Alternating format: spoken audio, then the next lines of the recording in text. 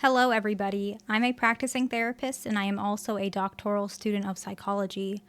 Today, I wanted to go over behaviors and thoughts that can destroy relationships that tend to lead to emotional instability towards one or more partner, to which that emotional instability or that affect or whatever you want to call it, right, can break up the relationship internally before it breaks it up externally. And so, I'm not going to necessarily talk about behaviors that are more obvious, such as cheating or infidelity or any sort of physical violence of any sort, nothing like that. I'm talking about behaviors that you don't realize can slowly destroy relationships, okay?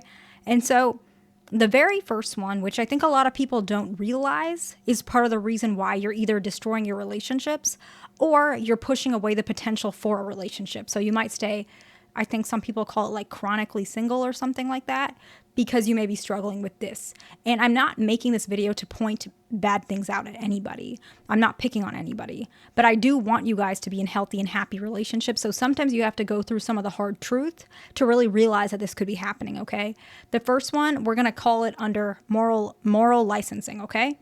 So it's kind of when somebody believes their personal choices gives them the right to morally, like you feel like morally, it allows you to harshly criticize a group that either that person belongs to or you interact with. So not the person who is actually doing the moral licensing, but maybe the group of their partner, right? So let's say their partner is a man. So they might think, I have a husband and my husband doesn't treat me right, so all husbands are terrible. All men are terrible, right?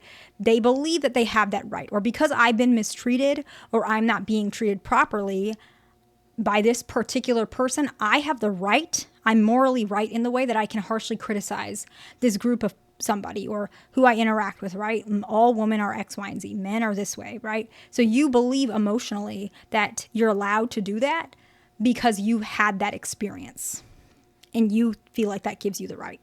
That's basically what it means. I know a lot of people do this, okay?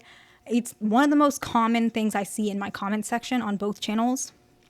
Obviously, I see more positive in general, but this is something I notice and it's not healthy. And it does create, I'm sorry for the camera shake, it does create a lot of negativity for people to not want to be in a relationship with you. Like just, it doesn't matter what their attachment style is.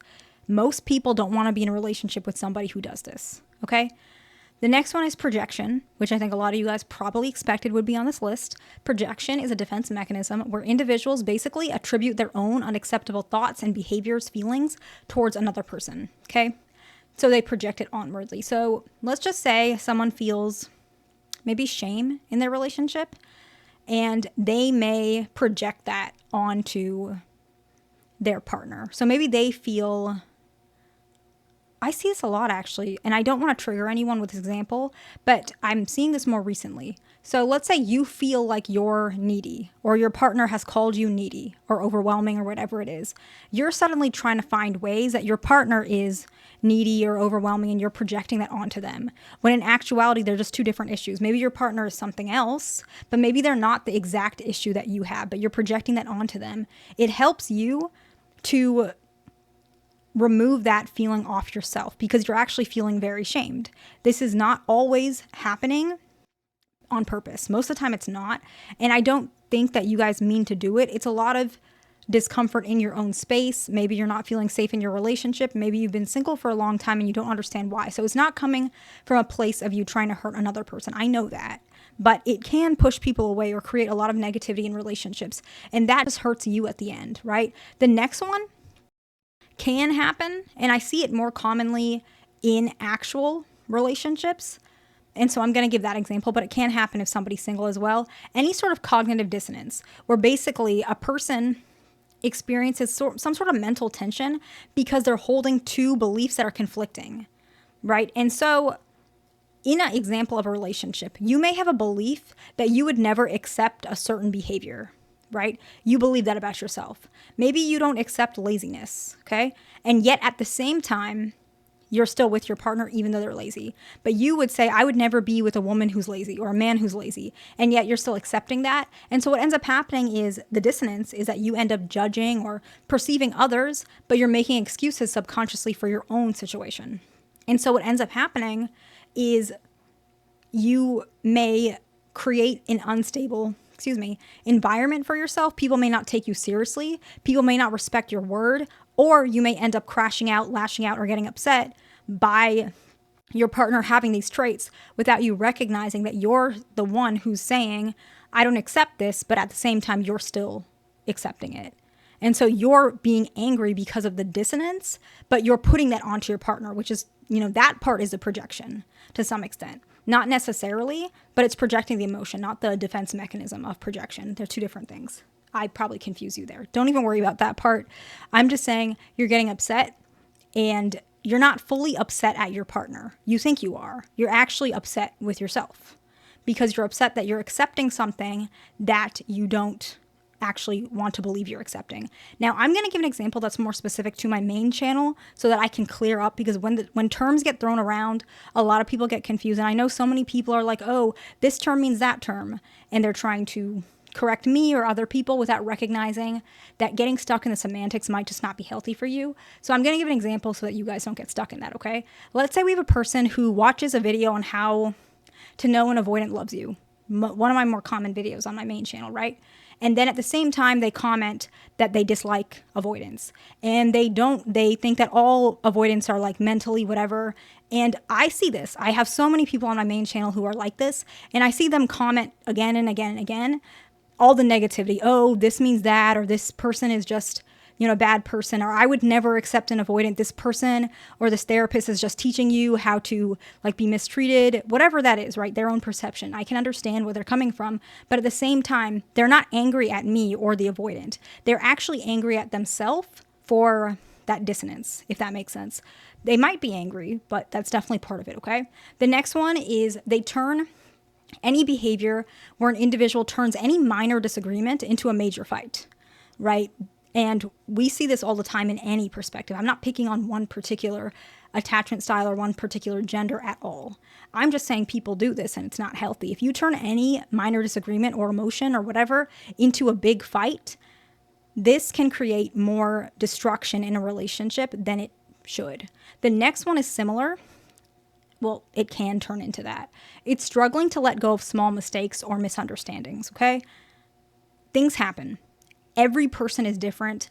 By you not being able to let go of small mistakes or misunderstandings, it's very, very unhealthy for you and it's very draining.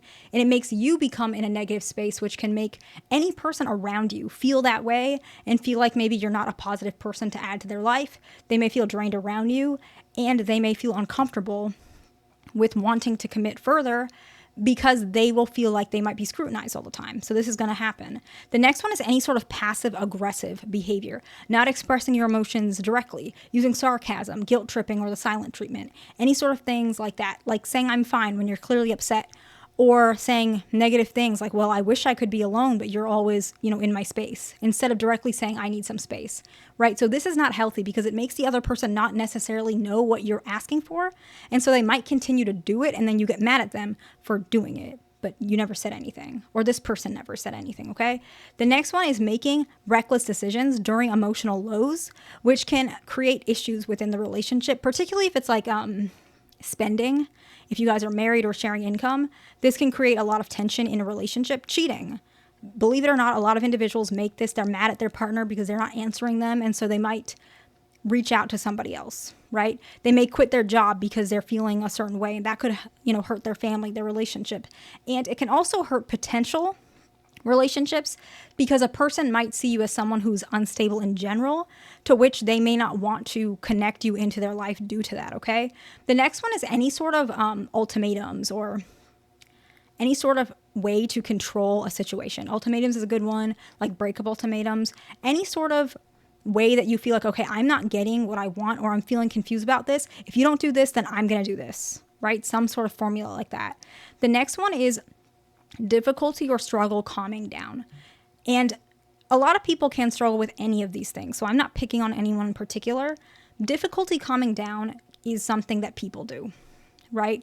It can sometimes be difficult when you care about somebody or when your nervous system is set in a certain way.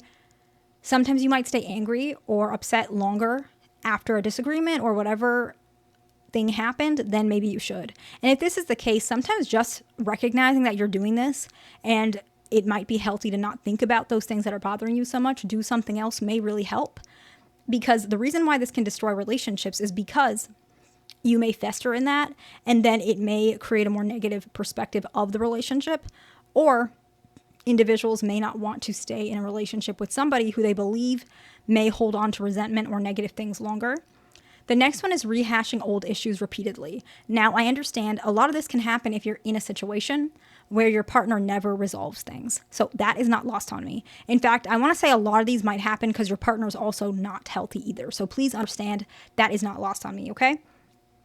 But what I am saying is, regardless of what your partner's doing, when you do these behaviors, you're hurting yourself. When you repeat these old issues mentally, you're repeating all the negative feelings that you've had. You're not letting yourself let it go, right? You're ruminating on those feelings.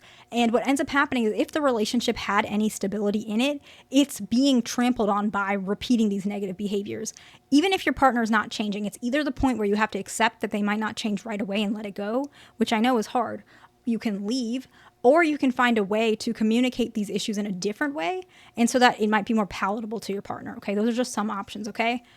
The next one is any form of inconsistent communication, right? So let's say a person takes a really long time texting back.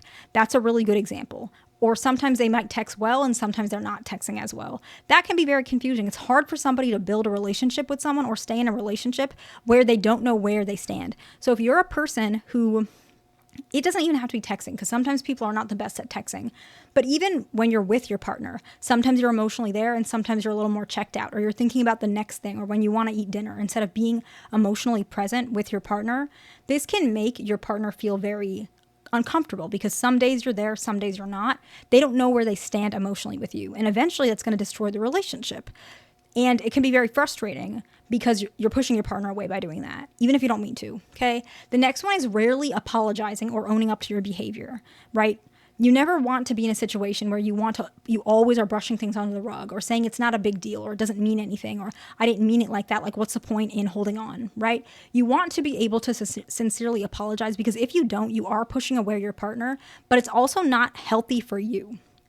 By you not being able to apologize sincerely, or anybody not able to apologize sincerely, you are not reflecting on your own behaviors, which means you're not adjusting and becoming a more healthier version of yourself. You're actually blocking your own growth, which is not healthy in general. And it can push a lot of people away.